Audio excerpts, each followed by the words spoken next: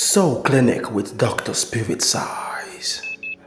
For the question is, how do you relate unconditional love with eternal damnation, especially as preached by religion, the Christian religion or the Islamic religion that says that if at the end of the day God is not satisfied with your lifestyle, you're a sinner, you go to hell, even though they tell us that this God harbors unconditional love. So how do you relate that?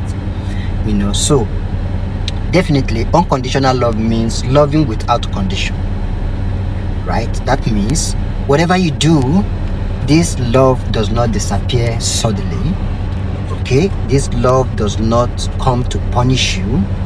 This love seeks to continually reform you and make you better, because this love understands that what you're doing, you are doing based on your level of awareness. If you know better, you will act better. That is what unconditional love recognizes. Okay, so unconditional love keeps wanting to help you become a better human, to act better, to take the experiences you're going through, to learn the lessons from these experiences and become better human, so that those things you do that are not good per se, you can stop doing them, right? So the concept of eternal damnation has nothing to do with unconditional love. All right, so if the God that the religious people talk about created a hell for the same humans that he created, and he created these humans and turned around to create a hell for them, then there is no unconditionality in his or her or its love. All right, so I feel strongly that religion itself is the God that created the eternal damnation. I've come to realize that religion itself is a God, and that is why the different religions oppose each other. I don't even know if the Muslims will eventually go to the hellfire of the Christians, and I don't know if the Christians will go to the hellfire of the Muslims, because they are different religions. They preach different things. What is a sin to the Christian is not a sin to the Muslim. What is a sin to the Muslim is not a sin to the Christians. All right. So if the Christian goes ahead to live the life that the Muslim calls a sin, if the Christian going to go to the Muslim hellfire, and vice versa. So the unconditionality is missing in a religious message, but that does not mean that what exists in life is unconditional love. It is unconditional love, and the source of life, the infinite essence of life, holds this unconditionality. And what this source of life continually does is to help us reform and become better. I want to give you example. I want to end this answer with an example. Look at Mother Earth, planet Earth that we live in. The population of humanity keeps expanding, keeps growing, keeps getting bigger, and Mother Earth keeps expanding herself to accommodate us, to feed us, to nurture us, even though we do everything to destroy the earth, to kill one another. The planet never for once wake up one day and said, I'm going to destroy all of you. That is unconditional love, right? So if there is a God somewhere that religion preaches, it should be like Mother Earth, right? Mother Earth does not wake up one day and decide to destroy her kids, her children, who are humanity, the human kingdom, the animal kingdom, the plant kingdom, all the kingdoms on this planet. We do one thing or the other that displeases the earth. We even go ahead to destroy the earth in many ways, and the earth does not say, okay, I'm going to destroy you. No, the earth continues replenishing itself, expanding itself to accommodate us, to nurture us, to feed us, to heal us, irrespective of everything. Every negativity we do to the planet, we do against ourselves, we do against the animals, the plants, the trees, everything, the water upon the earth.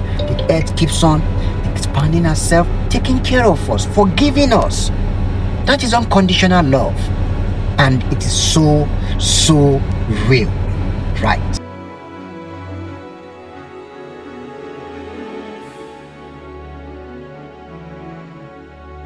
All right, thank you so much. First and foremost, your question is if unconditional love is all about reform, helping people become better, so that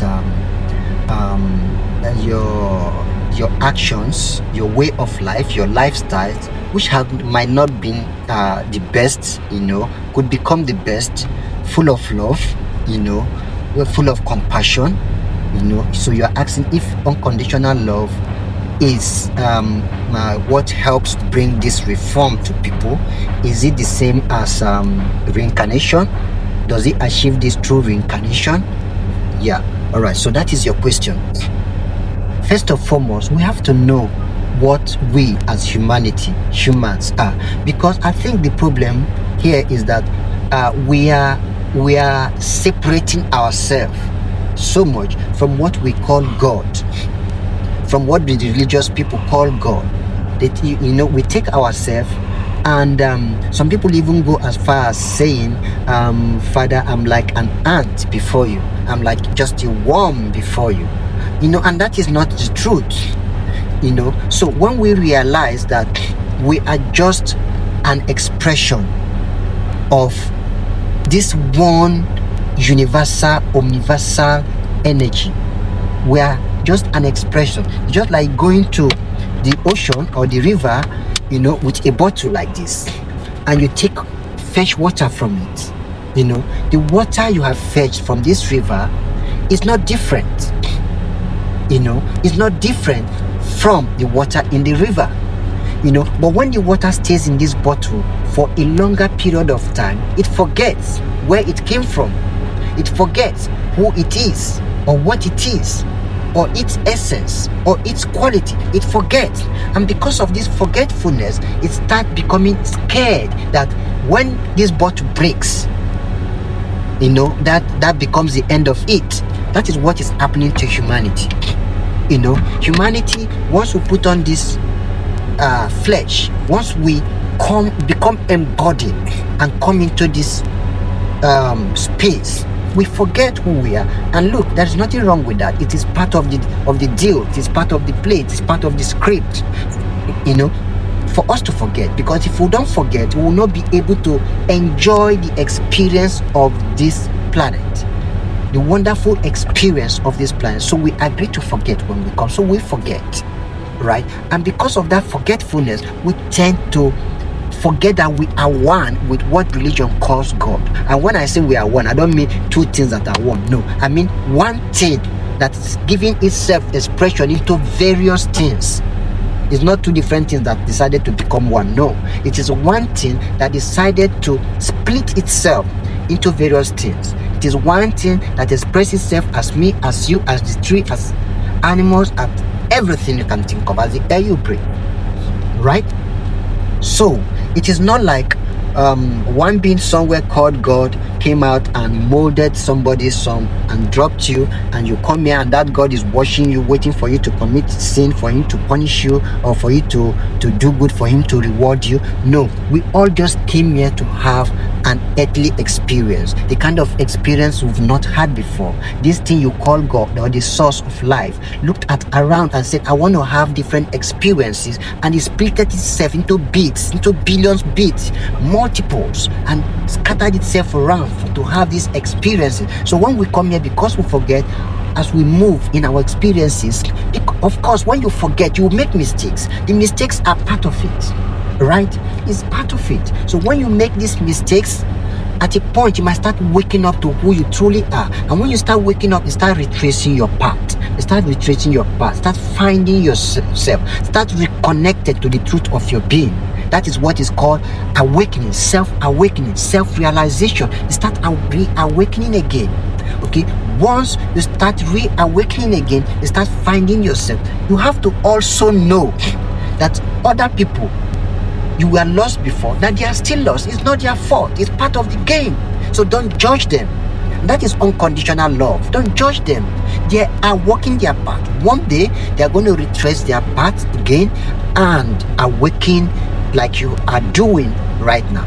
So if along the line, you are not able to completely reawakened in your journey, in your experience, in your wonderful, loving experience, even though you're missing your parts here and there.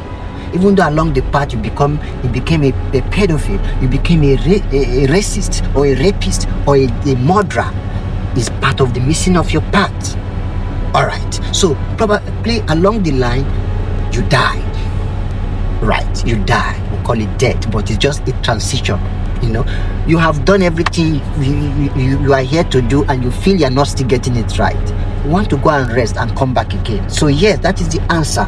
The reincarnation is a tool for reformation. So merely you walk out of this planet and you turn back and see what you have done. You say, oh shit, no, I need to get back and redo this again.